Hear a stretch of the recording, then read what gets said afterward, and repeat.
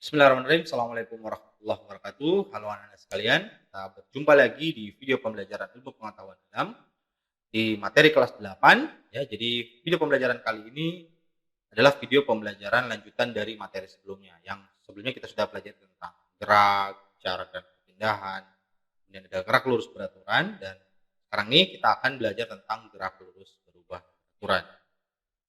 Nah, anak-anak, setelah kalian menyaksikan video pembelajaran ini, kalian diharapkan dapat menjelaskan pengertian percepatan, bisa menjelaskan gerak lurus berubah beraturan, kemudian kalian dapat menentukan jarak tempuh pada gerak lurus berubah beraturan, kemudian bisa menjelaskan fungsi grafik percepatan terhadap waktu dan fungsi grafik kecepatan terhadap waktu pada gerak lurus berubah beraturan, dan yang terakhir kalian bisa menyebutkan contoh gerak lurus berubah beraturan dalam kehidupan sehari-hari. Ya, oke anak-anak, kita langsung lanjut lihat materi. Nah anak-anak, sebelum kita pelajari tentang apa itu gerak lurus berubah beraturan, kita harus tahu dulu apa itu percepatan. Ya, jadi percepatan itu didefinisikan adalah perubahan kecepatan benda setiap detik atau tiap satuan waktu. Nah, untuk lebih jelasnya, kalian bisa lihat di penjelasan animasi berikut ini. Ya, sini ada sebuah mobil. Ya, Guru akan jelaskan animasinya. Coba lihat, setelah 1 detik, semakin kencang ya. Ya, di sini ada kelihatan ya. Di detik pertama dia menempuh jarak 10 meter. Nah, begitu 2 detik, dia menempuh jarak 20 meter, sehingga totalnya 30 meter. Kemudian di detik ketiga, dia menempuh jarak 30 meter. Nah, sehingga total semua, selama 3 detik, dia menempuh jarak 60 meter. Ya, sekarang kita lihat, jadi penjelasannya. Jadi sebuah mobil tadi itu awalnya diam ya, kemudian 1 detik kemudian, kecepatannya menjadi 10 meter per sekon. 10 meter per sekon kecepatannya. 1 detik, kita menempuh 10 meter kan berarti. Kemudian 2 detik kemudian kecepatannya jadi 20 meter per sekon, sehingga dalam waktu 1 detik nih dia menempuh 20 meter. Jadi 10 tambah 20 jadi 30. Nah, di 3 detik kemudian kecepatannya naik lagi nih jadi 30 meter per sekon, sehingga dia, karena setiap detik dia menempuhnya 30 meter, maka bertambah lagi 30 meter. Sehingga dia menempuh total keseluruhan itu adalah 60 meter. Ini terjadi kenaikan kecepatan, ya. Nah, kenaikan kecepatannya terjadi itu adalah setiap 1 detik, ini 10 meter. Kemudian detik kedua dia naik 20 meter. Detik ketiga dia naik 30 meter. Berarti setiap detik kecepatannya naik 10 meter per sekon. Nah, besarnya kenaikan kecepatan setiap detik inilah yang disebut dengan percepatan. Nah, anak-anak, percepatan secara matematis itu dituliskan sebagai kecepatan dibagi waktu. Atau dirumuskan A sama dengan P per T. Jadi A ini adalah simbol besaran dari percepatan. Satuannya meter per sekon kuadrat atau kilometer per jam kuadrat. Sementara P itu sendiri adalah kecepatan yang kita sudah tahu sebelumnya ya. Jadi kecepatan ini adalah meter per sekon atau kilometer per jam. Sementara waktu adalah second atau jam, detik atau jam. Ya. Jadi ini adalah rumus dari percepatan.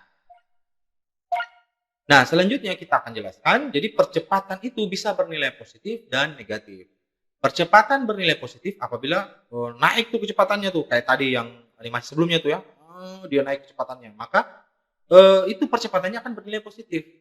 Tapi percepatan bisa bernilai negatif kalau terjadi penurunan kecepatan atau perlambatan. Jadi misalnya kayak ada mobil jalan terus dia ngerem, terus makin lambat, maka dia mengalami itu percepatannya negatif, karena mengalami perlambatan.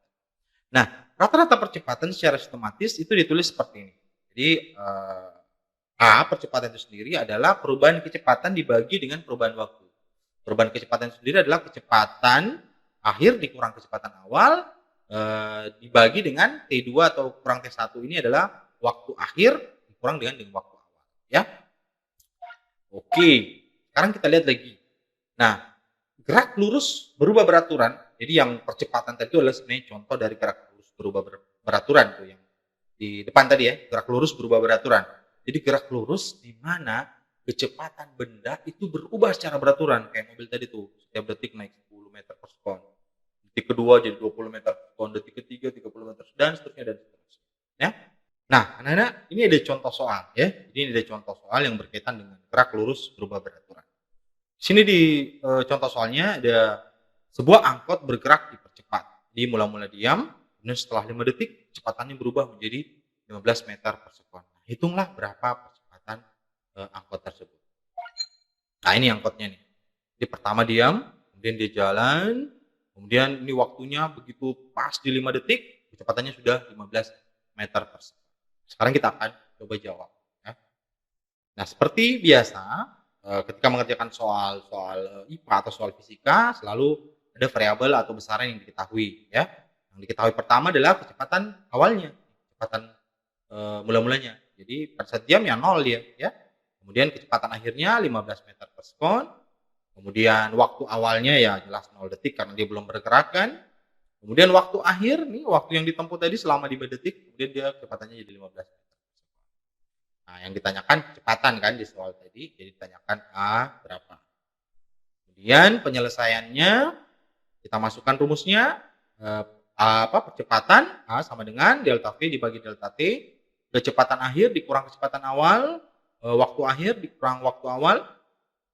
Nah, kemudian masuk kecepatan akhirnya 15, kecepatan awalnya 0, waktu akhirnya 5, waktu awalnya 0. Ini dia ya, 15 kurang 0, 5 kurang 0 itu dapat 15 meter per sekon dibagi 5. Kemudian hasilnya 3 meter per sekon kuadrat. Ini ya hasilnya, 3 meter per sekon kuadrat.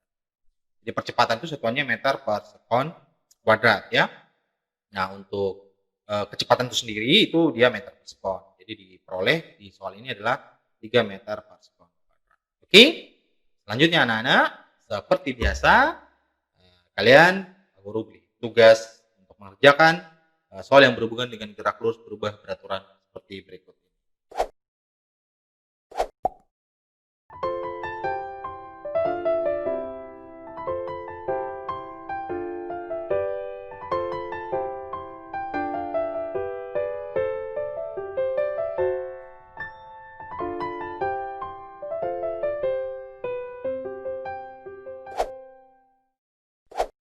Nah, anak-anak, selain menghitung percepatan, kali ini juga kita akan pelajari bagaimana caranya menentukan jarak pada gerak lurus berubah beraturan. Nah, untuk menentukan jarak pada gerak lurus berubah beraturan itu secara matematis dirumuskan seperti yang ada di depan kalian, di layar kalian ini, yaitu S sama dengan V0T ditambah 1/2 dikali AT kuadrat. Jadi V0 dikali T ditambah 1/2 dikali A dikali T pangkat 2. Jadi S itu adalah jarak tempuh, V0-nya adalah kecepatan, T-nya adalah waktu, kemudian yang A adalah percepatan. Jadi tinggal menggunakan persamaan. Ya.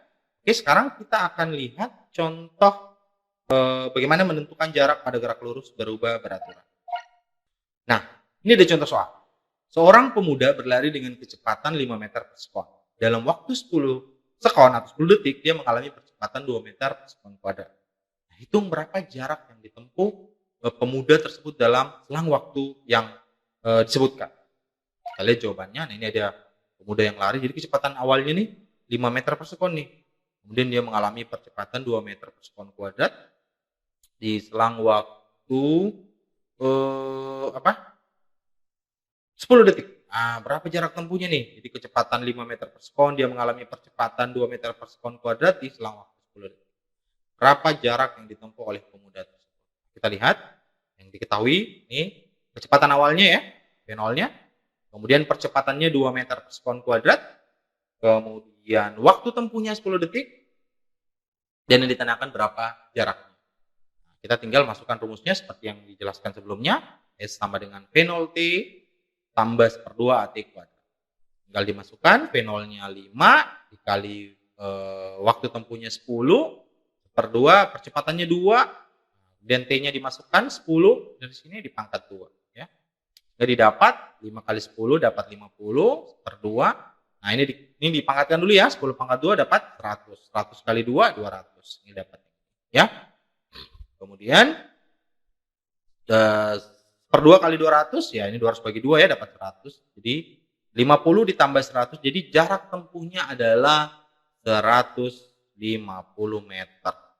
Jadi 150 meter yang ditempuh menempuh dengan kecepatan awal 5 meter per sekon, mengalami percepatan 2 meter per sekon kuadrat, dan waktu tempuh 10 detik.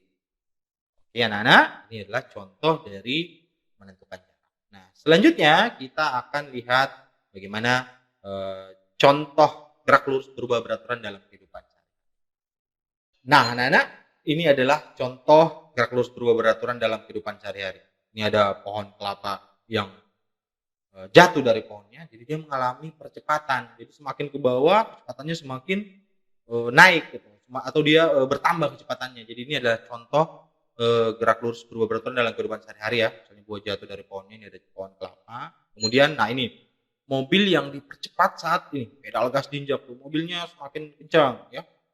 Ini adalah contoh percepatan. Ini percepatannya positif, karena kecepatannya bertambah.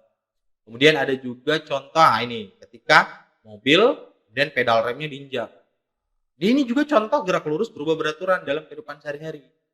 Nah, tapi ini adalah percepatan yang negatif karena kecepatannya bukan bertambah tapi berkurang sampai kecepatannya jadi 0. Nah, selanjutnya kita akan lihat grafik gerak lurus berubah beraturan. Nah, grafik gerak lurus berubah beraturan ini yang akan kita perlihatkan adalah contoh grafik fungsi kecepatan terhadap waktu dan grafik percepatan terhadap waktu. Nah, ini dia contohnya. Nah, ini ada grafik kecepatan terhadap waktu, jadi dia menunjukkan garis miring. Karena kenapa? Kecepatan berubah sepanjang perubahan waktu. Jadi berubah nih. Nah, contohnya yang ada di tabel ini. Jadi detik pertama 20 meter per sekon, detik kedua 40, detik ketiga jadi 60 meter per sekon. Jadi setiap detik dia kecepatannya naik 20 meter per sekon. Berarti bisa kita katakan bahwa mobil ini mengalami percepatan 20 meter per sekon kuadrat. Maksudnya apa percepatan 20 meter per sekon kuadrat? Setiap detik kecepatannya naik 20 meter per sekon. Oke? Sehingga grafiknya untuk percepatan terhadap waktu, nah dia akan menunjukkan garis datar. Jadi menunjukkan garis datar nih. Karena percepatannya tetap sepanjang perubahan waktu. Oke anak-anak, saya pikir sekian untuk penjelasan gerak lurus berubah beraturan. Jadi sampai ketemu di materi berikutnya dan seperti biasa tetap jaga kesehatan, tetap gunakan masker, rajin bercuci tangan dan hindari jarak ketika berkumpul dengan teman atau orang lain. Sekian dari saya, sampai ketemu di materi berikutnya. Assalamualaikum warahmatullahi wabarakatuh.